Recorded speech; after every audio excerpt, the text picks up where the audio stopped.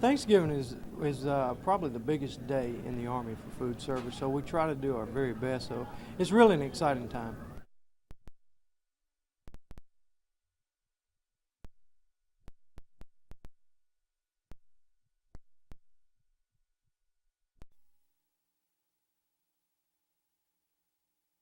That's right, we're all just. The family of 35-year-old Danny Adams mourned the loss of their loved one.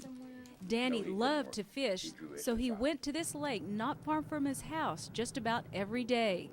Right after Thanksgiving dinner, Danny headed for the lake. And when he didn't come home that evening or the next morning, his dad started to worry. He stood around and joked with us for a while, my neighbors and my sister-in-law were here. And he told us all he was going over to the lake to catch the big one, he said. And I told him it was raining, and he said it wasn't raining enough to stop him from fishing, so he went fishing. Authorities found Danny's body around noon yesterday. They found his body about 10 feet away from his favorite spot right here on the shoreline. It was one of the favorite spots Danny used to like to come to almost every day. It wasn't unusual for Danny, who you see here, go to the lake by himself.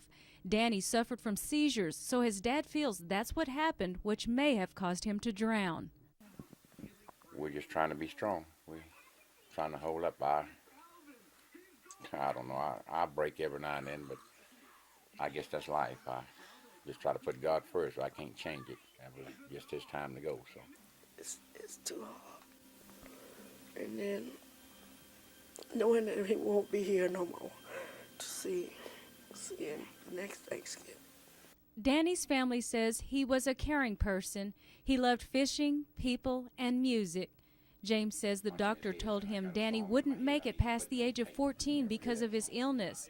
But on this holiday weekend, James is thankful for something, that he was blessed with 35 years of his son's life. In Lawton, Neely-tsoodle, 7 News.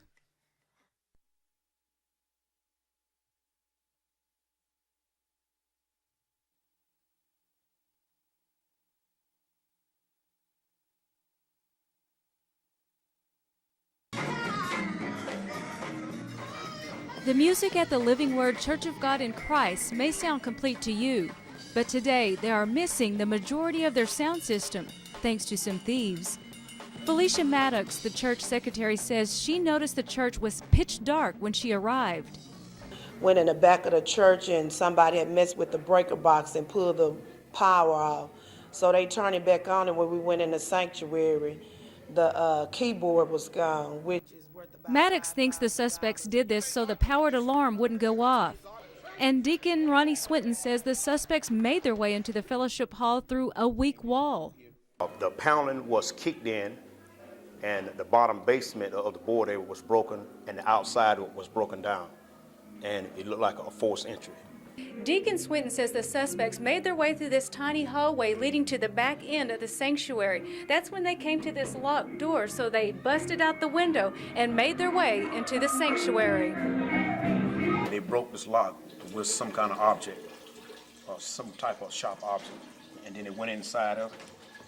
And inside the burglars took the sound system and an electric keyboard and a CD player. Deacon Swinton says the amount of damage and equipment lost is about $15,000. And Maddox says it's discouraging that this has happened since the church struggled to buy the equipment. Listen, because when this church first started, there wasn't any members, and we struggled to buy that. So thank God we have insurance. Members say no matter who did this, the spirit will go on. In Lawton, Neely-tsoodle, 7 News.